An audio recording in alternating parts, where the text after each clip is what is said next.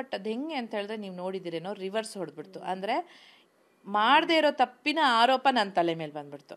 ಅದು ತುಂಬ ಹರ್ಟ್ ಆಗೋಯ್ತು. ಆಮೇಲೆ ಕನ್ಫ್ಯೂಷನ್ ಆಯಿತು.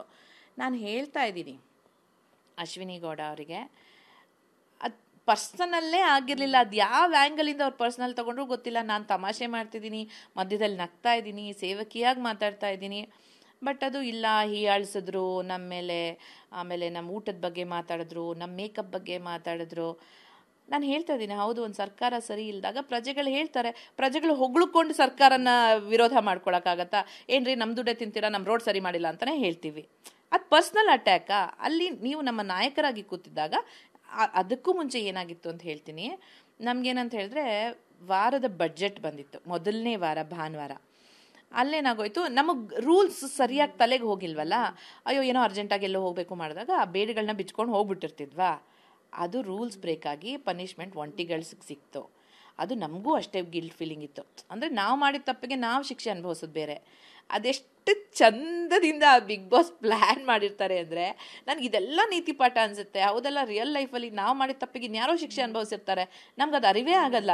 ಅದೇ ಥರ ಅಲ್ವಾ ಇಲ್ಲಿ ಹಿಂಗಾಗೋಯ್ತಲ್ಲ ಅಂತ ಹೇಳಿ ಅದೇನಾಯಿತು, ನಮಗೆ ಒಂದು ಆಹಾರ ಪದಾರ್ಥಗಳು, ಅವ್ರಿಗೆ ಒಂದು ಆಹಾರ ಪದಾರ್ಥಗಳು. ಅವರಿಗೆ ಅದೇ ಆಹಾರದಲ್ಲಿ ನಾವು ಅಡುಗೆ ಮಾಡಬೇಕು, ನಮಗೆ ಇದೇ ಆಹಾರದಲ್ಲಿ ಅಡುಗೆ ಮಾಡಬೇಕು. ಆಮೇಲೆ ಫಸ್ಟ್ ವೀಕ್ ಏನು ಮಾಡಿದ್ವಿ, ಮನೆ ಕೆಲಸಗಳನ್ನ ಅವ್ರು ಮಾಡಿಸ್ಬೇಕಲ್ಲ, ಎಲ್ಲ ಡಿಪಾರ್ಟ್ಮೆಂಟ್ ಮಾಡಿಸಿದ್ರಾ.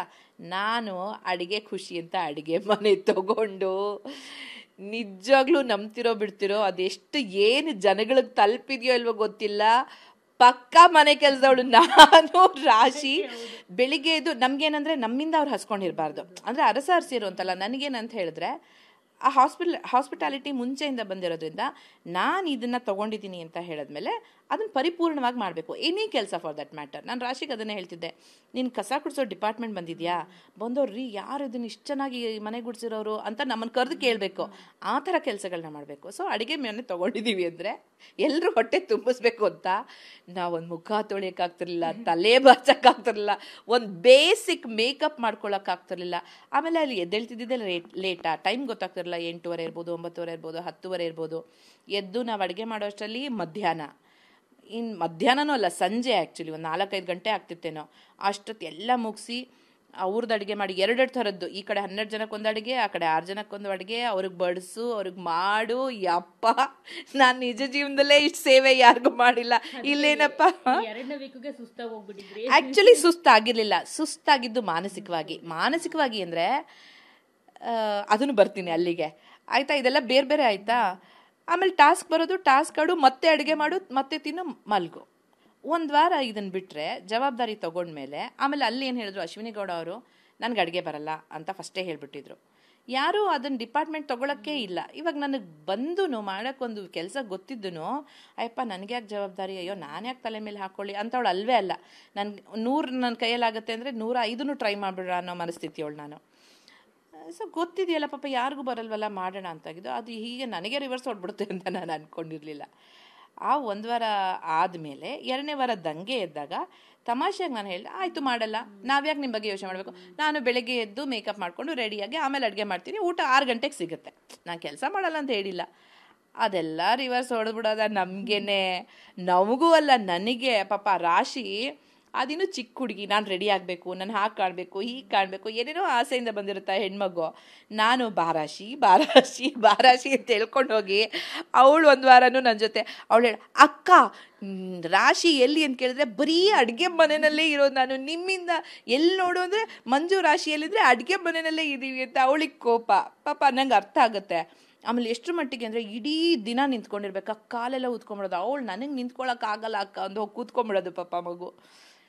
ಈ ಥರ ಆಗಿ ಏನೇನೋ ಆಯಿತು, ಇಲ್ಲಿಗೆ ಬಂತು. ಬಟ್ 2ನೇ ವಾರ ನಾನು ಮಂಜು ಭಾಷೆಯಾಗಿ ತಿರುಗಿ ಬೀಳೋಕ್ಕೆ ಆ ಆಪಾದನೆ. ಅಂದರೆ ಓಕೆ, ತಿರುಗಿ ಬಿದ್ರಿ. ನಾನು ಹೇಳೋದು, ನಿಜವಾದ ನಾಯಕರುಗಳಾದರೆ ಏನು ಮಾಡಬೇಕು, ಹೌದಾ ನಿಮಗೆ ತೊಂದರೆ ಆಗ್ತಿದೆಯಾ, ಬನ್ನಿ ಕೂತ್ಕೊಳ್ಳಿ, ಮಾತಾಡೋಣ, ನಿಮ್ಮ ಕಷ್ಟಗಳೇನು, ನಾವು ಅದಕ್ಕೆ ಏನು ಮಾಡ್ಬೋದು, ಏನು ಪರಿಹಾರ ಒದಗಿಸ್ಬೋದು. ಇದು ಯಾವುದೂ ಇಲ್ಲ. ನೀನು ಕೆಲಸ ಮಾಡಿಲ್ಲ ಅಂದರೆ ನಾನು ಹಂಗೆ ಮಾಡ್ತೀನಿ, ನಾನು ಹಿಂಗೆ ಮಾಡ್ತೀನಿ, ನಾನು ರಾಮ, ಇಂಥ ಪಕ್ಷಕ್ಕೆ ನಾವೇನಾದರೂ ಓಟ್ ಹಾಕಿ ಗೆಲ್ಲಿಸ್ಬಿಟ್ರೆ ಆಗ್ತಾ ಇರೋದು ಅದೇ, ಮುಗಿದೋಯ್ತು ನಮ್ಮ ಕತೆ ಅಂತ ಅಂದ್ಕೊಂಡು ಆವಾಗ ಮಂಜು ಭಾಷಣೆ ಸಿಡ್ತಿದ್ದಿದ್ದು. ನಾನು ಏನಂತ ಹೇಳಿದ್ರೆ, ನಾನು ಎಷ್ಟು ತಾಳ್ಮೆಯಿಂದ ಇರ್ತೀನಿ, ಎಷ್ಟು ಆರಾಮಾಗಿ ಮಾತಾಡ್ತೀನಿ, ಬಟ್ ನಿಜವಾಗ್ಲೂ ಎಲ್ಲೋ ಅನ್ಯಾಯ ಆಗ್ತಾ ಇದೆ ಅಂದರೆ ಮಾತ್ರ ದೇವ್ರಣೆಗೂ ತಡ್ಕೊಳಲ್ಲ. ಅಂದರೆ ಯಾಕೆ ತಡ್ಕೋಬೇಕು ಅನ್ನೋದು. ಆಮೇಲೆ ಅಲ್ಲಿ ಹೋಗ್ಬಿಟ್ಟು ಕೆಲವೊಂದು ಮಾತುಗಳೆಲ್ಲ ನೀವು ಕೇಳಿದರೆ, ಆ ಪದಗಳನ್ನ ಹಾಡೋಕ್ಕೂ ನನಗಿಷ್ಟ ಇಲ್ಲ. ನೀವು ಯಾರು ನಮಗೆ ಅಷ್ಟು ಜನಗಳಿಗೆ ಹೇಳೋಕ್ಕೆ, ನೀವ್ಯಾರು? ಆಮೇಲೆ ನಾವು ಬೇಕು ಅಂತ ಮಾಡಿದ ತಪ್ಪಲ್ಲ, ನಮ್ಗೆ ಗೊತ್ತಿಲ್ಲದೆ ಆಗಿದ್ದ ತಪ್ಪು ಅದು. ಹೀಗಾಗತ್ತೆ ಅಂತ ಗೊತ್ತಿದ್ರೆ ಮೊದಲನೇ ವಾರ ಗೊತ್ತಿಲ್ಲದೆ ಆಗಿದ್ದ ತಪ್ಪು, 2ನೇ ವಾರ ಗೊತ್ತಿಲ್ಲದೆ ಆಗಿದ್ದ ತಪ್ಪು, ಅದೆರಡೂ. ಆ ಮಧ್ಯದಲ್ಲಿ ನಮಗೆ ಗೊತ್ತಿದ್ದು ಎಷ್ಟು ತಪ್ಪುಗಳನ್ನ ಮಾಡಿ ನಿಮ್ಗೆ ಶಿಕ್ಷೆ ಮಾಡ್ಬೋದಾಗಿತ್ತಲ್ವ. ನಮ್ಮಿಂದ ಶಿಕ್ಷೆ ಆಗಬಾರ್ದು ಅಂತ ಹೆಜ್ಜೆ ಹೆಜ್ಜೆ ಹೆಜ್ಜೆ ನೋಡ್ಕೊಂಡಿಟ್ಟವರು ಇಲ್ಲಿ ಠಕ್ ಅಂತ ಏನೋ ಚೇಂಜ್ ಆಗೋಯ್ತು. ಹೌದು, ನಮ್ಮಿಂದ ತೊಂದರೆ ಆಗಿದೆ. ಆಮೇಲೆ ಅವರೆಲ್ಲ ಹೊರಗಡೆ ಮಲಗಬೇಕು ಅಂತ ಹೇಳಿದಾಗ ನಾವೆಲ್ಲ ಜಂಟಿಗಳು ಡಿಸೈಡ್ ಮಾಡಿದ್ವಿ, ನಮ್ಮಿಂದ ಅವ್ರಿಗೆ ಶಿಕ್ಷೆ ಆಯ್ತಲ್ಲ, ನಾವೆಲ್ಲರೂ ಹೊರಗಡೆ ಮಲ್ಗೋಣ ಅಂತ. ಕೇಳೋ ತಾಳ್ಮೆನೇ ಇಲ್ಲ ಅರಸಾರ್ಸಿಯರಿಗೆ. ನಾನು ಹೇಳಿದೆ, ನೀವೆಂತ ಅರಸಾರ್ಸಿಯರು? ನಿಮ್ಮ ಪ್ರಜೆಗಳನ್ನೇ ನೀವು ವಿಚಾರಿಸ್ಕೊಳ್ಳಲ್ಲ ಆದರೆ ನಿಮ್ಮನ್ನು ಯಾಕೆ ನಾವು ಒಪ್ಕೋಬೇಕು ರಾಜಾರಾಣಿ ಅಂತ? ನಿಮ್ಮ ಇದಿದ್ರೆ ನಿಮಗೆ, ನಮ್ಮದು ನಮಗೆ. ಅಲ್ಲಿ ನಾನು ಯಾವಾಗ ಬ್ಲೇಮ್ ತುಂಬ ಜಾಸ್ತಿ ಆಯಿತು, ನಾನು ಹೇಳಕ್ಕೆ ಪ್ರಯತ್ನ ಪಡ್ತಿದ್ದೀನಿ, ಅದೆಲ್ಲ ಇದು ಆಟ.